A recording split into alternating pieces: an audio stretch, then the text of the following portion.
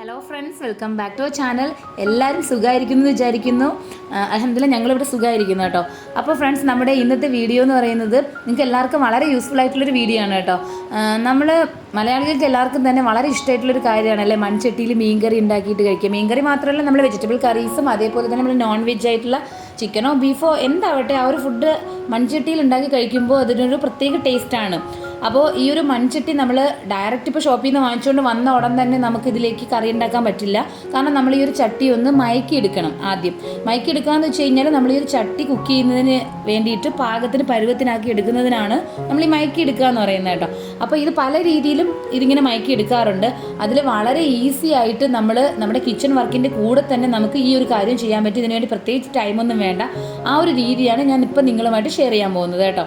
അപ്പോൾ ഞാനിവിടെ ഒരു മൺചട്ടി വാങ്ങിച്ചതിന് ശേഷം ഇത് ഒന്ന് മയക്കി എടുക്കാൻ വേണ്ടിയിട്ട് നമ്മൾ ചോറുണ്ടാക്കില്ലേ, ആ ഫസ്റ്റ് ഡേ നമ്മൾ ചോറുണ്ടാക്കുമ്പോൾ തന്നെ, അതായത് നമ്മൾ മൺചട്ടി വാങ്ങിച്ച ആ ഒരു ദിവസം ചോറുണ്ടാക്കുകയാണെങ്കിൽ ആ ചോറുണ്ടാക്കിയിട്ട് അതിൻ്റെ കഞ്ഞിവെള്ളം ഇതിലേക്ക് ഒഴിച്ചു വയ്ക്കുക. അങ്ങനെ ഒരു 3 ദിവസം നമ്മളങ്ങനെ ചെയ്യണം. പക്ഷേ ഈ 3 ദിവസം എന്ന് പറയുമ്പോൾ നമ്മൾ ആദ്യത്തെ ദിവസം ഒഴിച്ചു വെച്ചിട്ട് ഒരു 24 hours കഴിയുമ്പോൾ, അതായത് നമ്മൾ പിറ്റേ ദിവസം ചോറ് വയ്ക്കില്ലേ, ചോറ് വയ്ക്കുന്ന സമയം വരെ ആ കഞ്ഞിവെള്ളം അങ്ങനെ വെച്ചിരിക്കുക. അതിനുശേഷം ആ ഒരു കഞ്ഞിവെള്ളം കളയണം കേട്ടോ. കളഞ്ഞതിന് ശേഷം അത് ജസ്റ്റ് റഫായിട്ടൊന്ന് വാഷ് ചെയ്യണം. അതിനുശേഷം നെക്സ്റ്റ് ഡേ അതിലേക്ക് കഞ്ഞിവെള്ളം ഒഴിച്ചു കൊടുക്കുക. അങ്ങനെ 3 ദിവസം അങ്ങനെ വെക്കാൻ വേണ്ടിയിട്ട് ശ്രമിക്കുക. 3 ദിവസം പറ്റുന്നില്ലെങ്കിൽ നിങ്ങൾക്ക് വെയിറ്റ് ചെയ്യാൻ വേണ്ടിയിട്ട് പറ്റുന്നില്ലെങ്കിൽ 2 ദിവസം ചെയ്താലും മതി കേട്ടോ.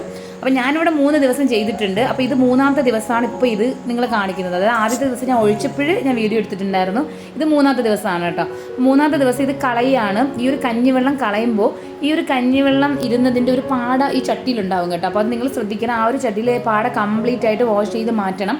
അതിന് വേണ്ടിയിട്ട് നിങ്ങൾ ഏതെങ്കിലും ലിക്വിഡ്, നമ്മുടെ ഡിഷ് വാഷ് ലിക്വിഡോ അല്ലെങ്കിൽ സോപ്പ് യൂസ് ചെയ്യുന്നവരാണെങ്കിൽ സോപ്പൊക്കെ യൂസ് ചെയ്തിട്ട് നല്ല വൃത്തിയായിട്ട് ഇത് കഴുകി മാറ്റണം.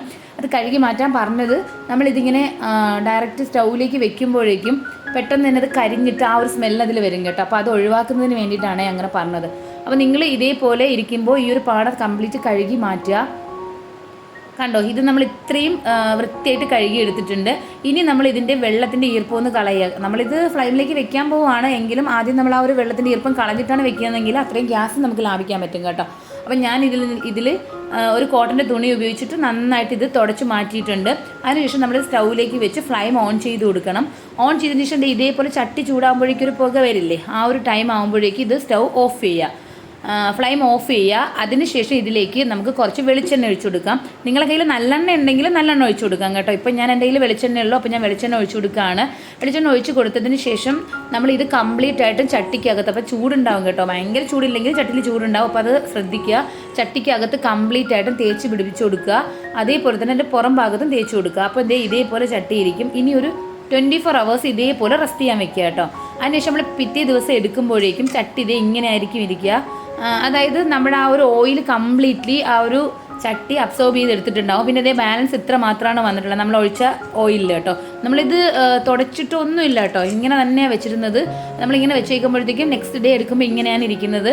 അപ്പം നമ്മൾ ചട്ടിക്ക് നല്ലൊരു ബലം ഉണ്ടാവും. അതായത് 3 ദിവസം ആ ഒരു വെള്ളത്തിൻ്റെ ഈർപ്പവും കിട്ടി. പിന്നെ ചൂടാക്കി ആ ഓയിലൊക്കെ നമ്മൾ തേക്കുമ്പോൾ ആ ഒരു മിനുസം ഒക്കെ വരും കേട്ടോ. അതിനുശേഷം നമ്മൾ ഈ ഒരു ചട്ടി യൂസ് ചെയ്യുകയാണെങ്കിൽ നല്ല ലൈഫ് ലോങ് ആണ് കേട്ടോ, നല്ല ലാസ്റ്റ് ചെയ്യും ഈ ഒരു ചട്ടി. എന്ന് വെച്ചാൽ ഇത് പൊട്ടില്ല എന്നല്ല, നമ്മൾ സാധാരണ പെട്ടെന്ന് പൊട്ടുന്നതിന് അത്ര ഒരു ടൈമിൽ ഇത് പൊട്ടില്ല. കുറച്ച് നാളുകൂടെ നമുക്കിത് യൂസ് ചെയ്യാൻ പറ്റും. എന്നിട്ട് ഇതിൽ നമ്മൾ ചിലർ പറയാറുണ്ട് കേട്ടോ, നമ്മൾ ഈ ഒരു ചട്ടിയിൽ ആദ്യമായിട്ട് ഉണ്ടാക്കുമ്പോഴേക്കും ഏത് ഫുഡാണോ ഉണ്ടാക്കുന്നത് അതിൻ്റെ ടേസ്റ്റ് ആയിരിക്കും ആ ചട്ടിയിൽ ഉണ്ടായിരിക്കുന്നത് കേട്ടോ.